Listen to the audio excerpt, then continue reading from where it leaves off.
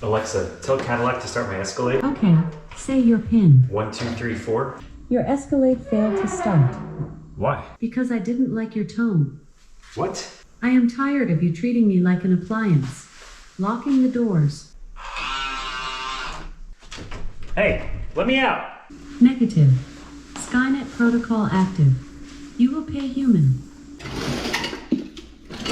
Last chance. No, not the Meat Tenderizer 3000. Only $12.99 with subscribe and save.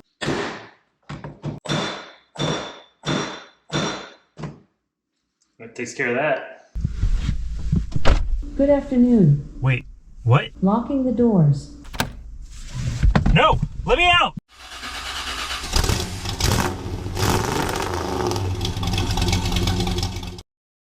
So this is a 2021 Escalade, and in the back of the Escalade is,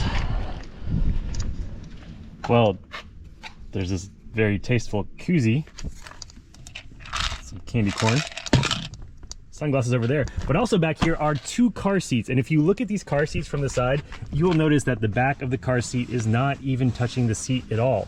All of the weight from this really heavy car seat is resting right up here on the headrest, and that's not good, because the back of the car seat has these plastic clips on it, which you can't see right now. I'll show you in a minute, and they dig into the headrest, and the seat just doesn't sit properly. It will probably at some point ruin the headrest.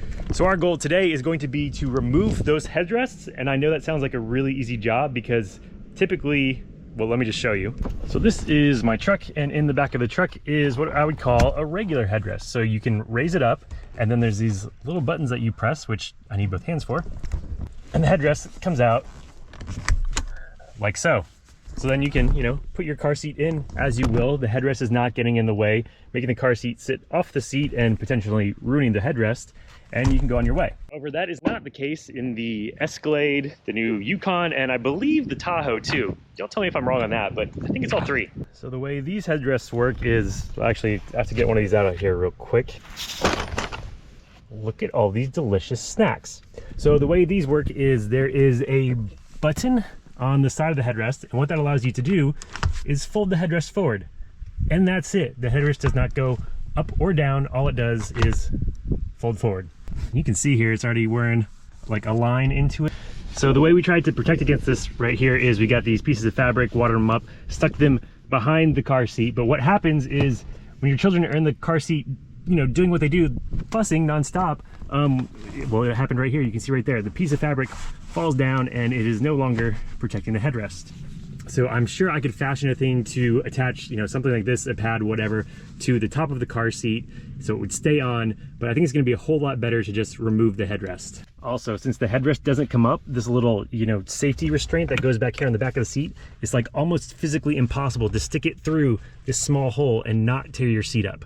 And so I'm not the only person to have this problem. We actually had a viewer named Chad reach out to us, and he was asking if we had found any car seats that would fit in the Escalade that didn't do exactly this. He had been searching high and low for them. He couldn't find any. And so he actually wound up finding instructions somewhere, somehow, that tell you how to get this headrest out, and he sent them to us. So today we're gonna be taking this out, and it's not as easy as you think. There's actually like a little paper clip hole somewhere around here that you can press, and the headrest will go up like 90% of the way, but it won't come out that last 10%. And that's because there's a cable somewhere inside the seat that is attached to the headrest, and you can't get the headrest out without taking the seat apart. And the reason for the cable, I suspect, is, let's see real quick. Yeah, whenever you put the seat down, the headrest folds up, and the way it does that is the cable pulls whatever release mechanism is in the headrest whenever it folds down. So that's slick and all, but we want to remove our headrest. So I've got the instructions that Chad sent us right here. I'm going to go through them step by step, and the first one is to remove the J-channel retainers around the rear seat back cover. I have no idea what those are, but as soon as I break mine, I'll show them to y'all so you can see how to not break yours. So I can kind of feel it like right here on the edge of the seat with my finger. So there's a little clip right under here, and it kind of feels like a J.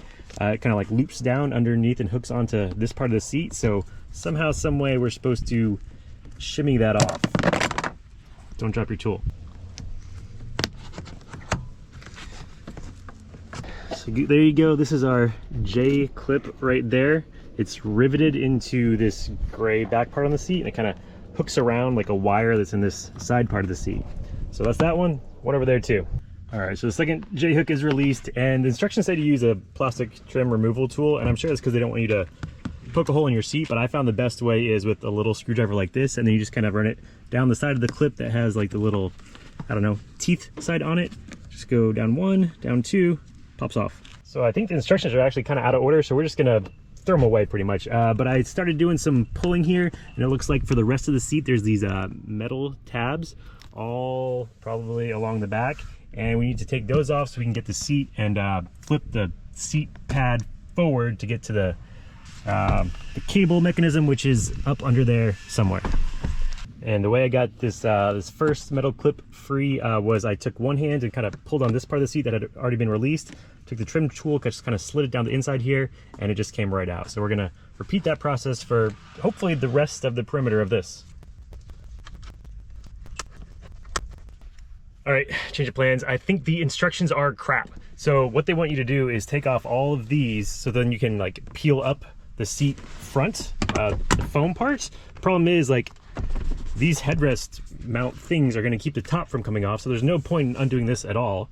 We already have access through this side, so why do we need to get this side open? And what we really need is to get the bottom off so we can peel this seat up from the bottom and get to the mechanism underneath. So what I've started doing is taking this long, thin screwdriver right here and putting it down in this little channel. It's similar to this one over here. It's just a little metal channel, these little plastic things on the end of the seat holding it in, and just slowly prying that out, and then maybe we can peel this off kind of, or at least get access to in there.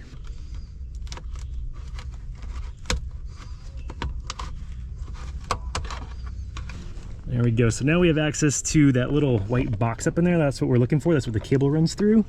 So the instructions say to use an appropriate flat bladed tool. I'm gonna get a screwdriver to open that box up, and then there's like a little button or something in there that we have to release the cable. So I'm gonna figure that out real quick. All right, pop the top off. You can see those little white tabs there. They just release with a little screwdriver, and it looks, I don't think y'all can see, but there's a little spring in there, and it looks like this top part might just kind of come out. Oh yeah, look at that. Now it looks like we're free. The next part of our journey looks like we got to tackle these little covers that go on the headrest there. So we're supposed to twist the rear seat head restraint guide bezels counterclockwise while lifting the bezels upward onto the head restraint adjuster rod. Okay. Then we push some clip rearward while pulling upward on the head restraint. Let's see if we can figure that out. So those just kind of twist off.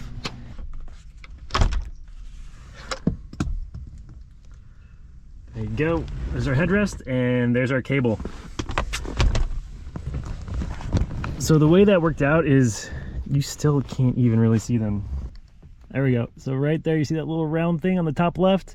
That is the little release, and you just kind of push it towards the back of the car with your screwdriver, and it momentarily releases the headrest. So you have to do one, hold the headrest up, and then use your third hand to release the other one while you continue to pull up to get them to actually come out. It's a little bit of a trick. So now I'm going to screw these back on, push our seat back together. Gonna put it back together the same way we took it apart. We'll do the back first, because we did that last, or the bottom, whatever you call this. So this side, we didn't even really need to do that one back on. Let's take this guy all back in his home. So that's all looks like it should, I think. And hey, it still works. There's just no headrest. Only problem I just realized, this seat protector, it buckles around the headrest, and so now it just kind of does that. All right, so the car seat is now in. You can see there's no space behind it anymore like there was before. I don't think that really would have been a problem for like an accident or something, but as we were saying, it wears on the headrest, and that's what we were trying to avoid. So here is your headrest with your cable, and I guess we don't need this anymore. Well, just kidding. We probably, if we ever want to sell the car, we might want that. So I've still got one more side to do. Not going to bore you with that because it's going to be the same, just on the other side. So I hope that helps anyone who's looking to, you know, take out their headrest. It's a little bit of a job. That probably took me an hour because I was like, you know, kind of figuring it out as I went because the instructions weren't that great. But now you know what I know, so you should do better next time. And until next time, I think I'm gonna have some candy corn. See you later. The only problem is, now there's little fine bits of glass everywhere. This was a terrible idea. You'll be happy to know that only one Echo device was harmed in the making of this film, and it's because it was already dead, and I was told to make sure it was really dead. So, goodbye, Alexa.